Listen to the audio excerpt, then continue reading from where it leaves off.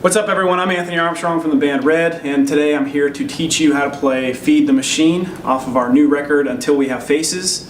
This song is tuned 2.5 full steps down from standard E tuning, and you're going to be basically in B standard, and then you're dropped in dropped A, so it's dropped A tuning.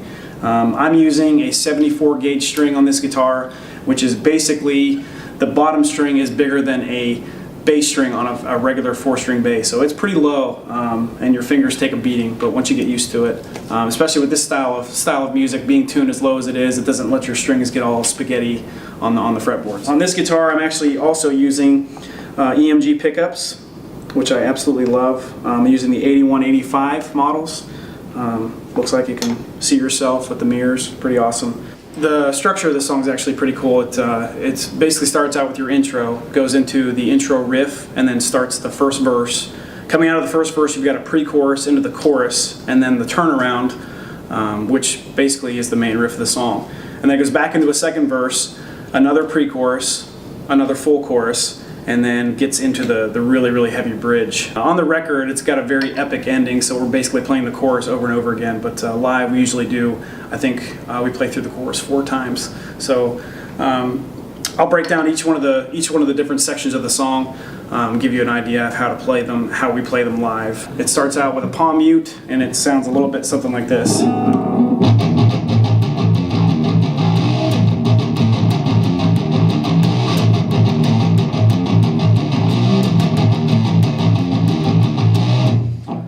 That's the basic riff, palm muted, and then you'll hear this crazy loud scream. Our singer Mike just basically coughs up a lung, and then you hear the riff full on open, no muting at all, and it sounds like this.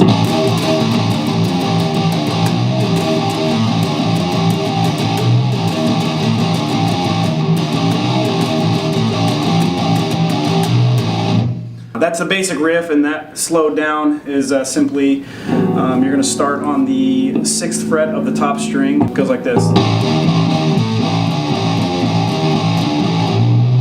Now when you do that bend, there's 2 different bends in this song. It's on the 1st fret, and you'll hear sometimes the bend sounds like this. And that's actually bending up to the original note. So I'm actually starting, the string is actually bent going into the original note. That's what it should sound like. But then when the song starts and the riff kicks in loud, you're actually bending up instead of bending back. So it sounds like this. So slow down again, it sounds like this.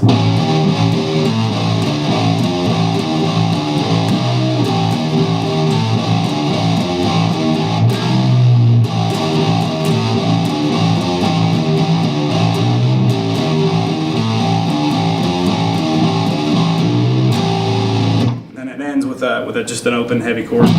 Goes right into the verse riff, and the verse riff sounds like this.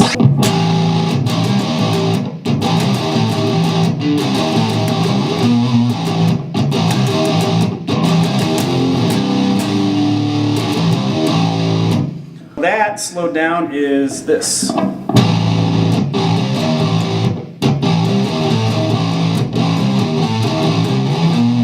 On the record we didn't do a slide, but live it's kind of cool. I slide from the third fret of the top string, and you do a shake on that on the 6th fret of the 2nd string. So it's like, sounds like this up the speed again.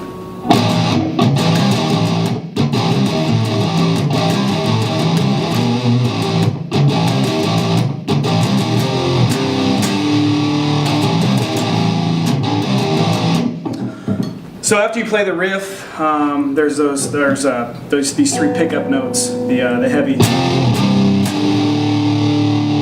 Pretty simple. That's 8th fret to the 3rd fret to the 5th fret, just power chords. And then there's a pickup, quick little pickup riff back into the verse riff. It's so it just goes 5th. It goes 5, 3, 6. So the whole thing sounds like this.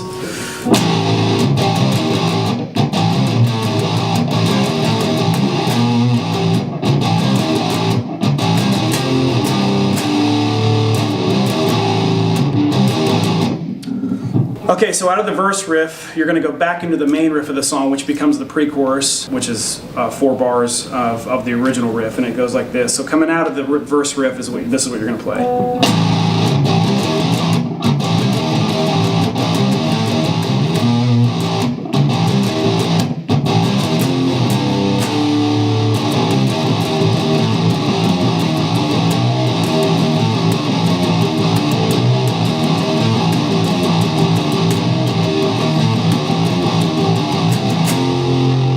That is the whole pre-chorus. To get into the chorus, you actually finish the riff by going to the 3rd fret and do a pull-off. It sounds like this.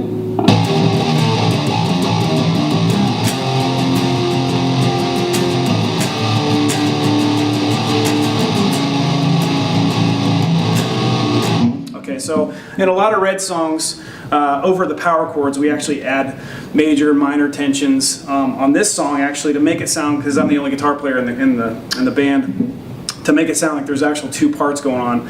I'm barring the note, the first note of the chorus at the 8th fret. I'm adding the 9th tension, so it gives it that almost octave sound. So it sounds like there's actually 2 parts going on. So the chorus coming out of that last part of the riff goes like this.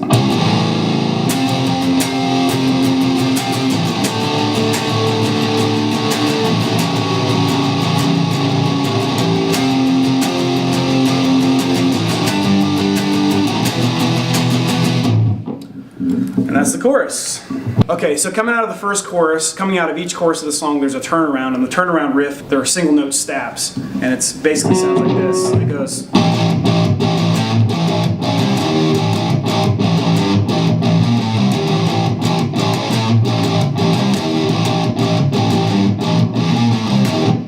That's the turnaround back into the original riff of the song.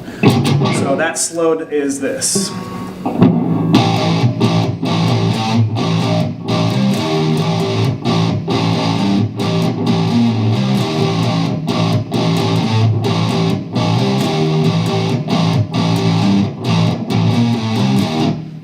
Okay, so coming out of the turnaround, you go right back into the main riff of the song, which leads you to the 2nd verse. So since I've already showed you the 2nd verse riff, there is a small change that happens in the pre-chorus going into the second chorus after the verse. It's you're going to do there's a quick little pause, and it sounds like this.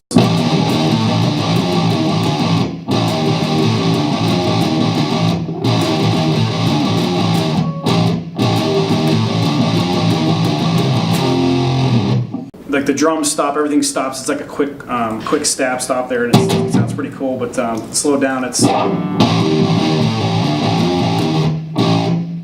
okay. So at this point in the song, when you get to the 2nd chorus, this is obviously leading you up to the bridge, to the breakdown of the song. Now in the breakdown, there isn't really any distinguishable guitar parts until you get to the 4-note stab leading into the bridge riff. Basically live, we're doing a lot of cool stuff with loops and programming. And on the guitar, I'm actually using my delay pedal. I actually use the DD20 Boss delay, gig delay, and it's got that. There's a setting on there called the twist, and I basically the sound makes the guitar ramp up really high and then come down. So it kind of gives it the chaos that the song has in the bridge. But leading into the bridge riff, it starts getting heavy again, and then you're going to basically, all you're going to do, you'll hear this, and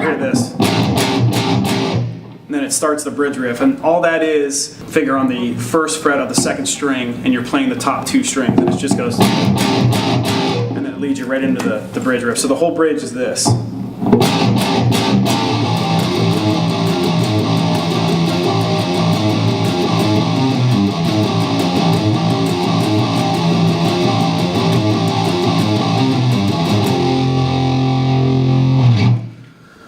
So that slowed down is this. You do the 4 stabs, and it goes.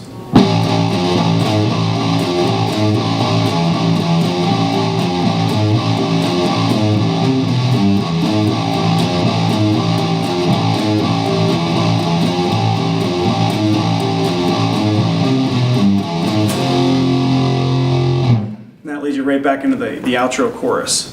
Now in the you're going to play through that chorus I think twice, and the outro actually changes. So at the second time through that last chorus is this, and then you'll hear the change.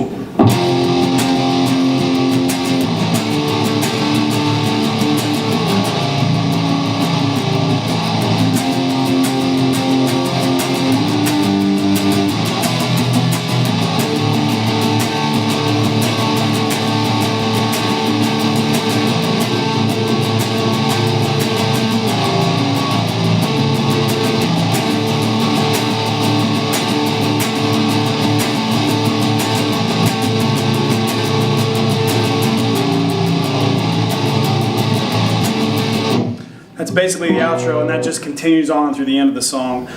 There is another cool part that's on there. It was a really cool delayed layering part, and basically all that is, you'll hear this actually a lot through the lot. You'll hear it a lot in the turnarounds of the song. But that's this.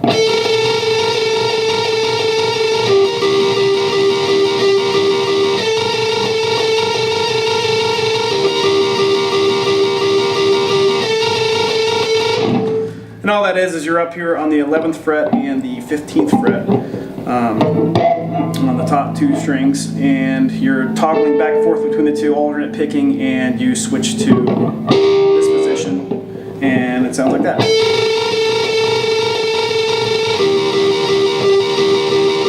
It gives it that really dissonant, nasty sound over top of the actual chords that you're playing. So, and then that's it. That is Feed the Machine.